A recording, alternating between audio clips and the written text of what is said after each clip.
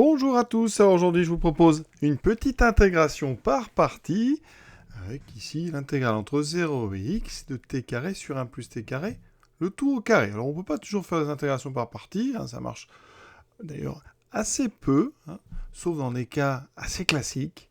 Ici, vous allez voir, une petite astuce nous permet de faire une intégration par partie. Alors, évidemment, à chaque fois, quand on fait une IPP, c'est le choix il y a un produit, il y a deux facteurs. Quel est celui qu'on dérive? Donc, qui sera U, qui sera V'. Et effectivement, là, on a quand même quelque chose qui n'est pas évident. Il faut trouver un des deux facteurs dont on va pouvoir trouver une primitive. Et là, c'est assez compliqué.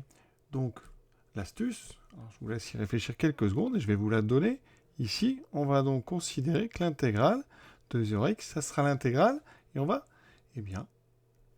séparer t carré en deux. Alors vous allez me dire, mais pourquoi sépare-t-on t carré en deux? Eh bien parce qu'en faisant ça, ici, vous avez une dérivée, alors pas exactement une dérivée qui apparaît, mais presque. Alors, il s'agit de la dérivée de la fonction d'expression 1 sur 1 plus t carré. Alors quand je dérive ça, alors je rappelle, je vais utiliser pour ça la dérivée de 1 sur u. U doit être non nul, c'est le cas, et u doit être dérivable. Pas de souci, 1 plus t carré, c'est toujours non nul. Donc on pourra très bien dériver ça.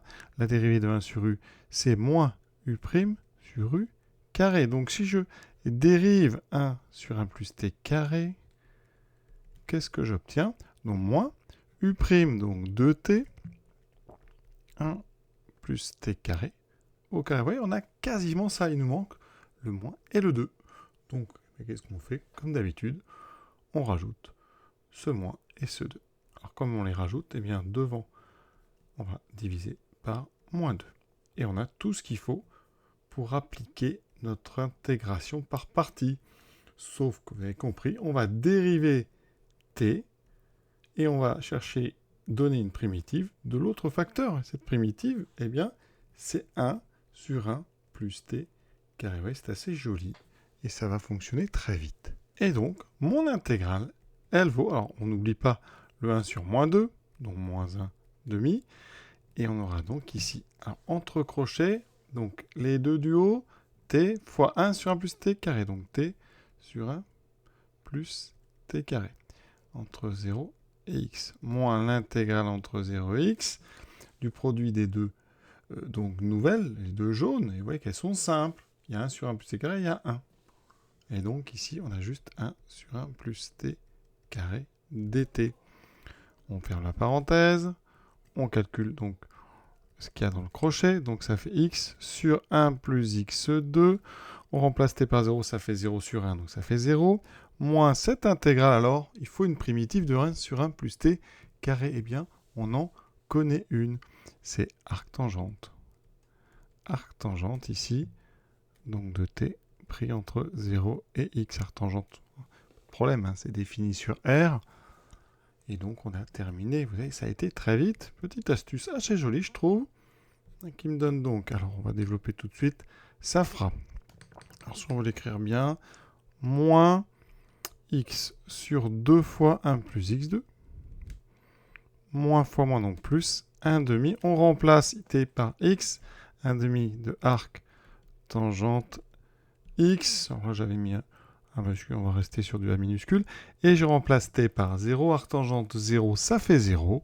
Et on a donc terminé ce joli petit exercice astucieux.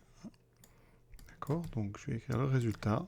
Cette intégrale, elle vaut donc moins x sur 2 fois 1 plus x2 plus 1 demi de arc tangentique. Alors ici, comme on a intégré de 0 à x, on a trouvé l'expression d'une primitive. La primitive de x de la fonction d'expression x carré sur 1 plus x carré au carré, qui s'annule, celle-ci, en 0.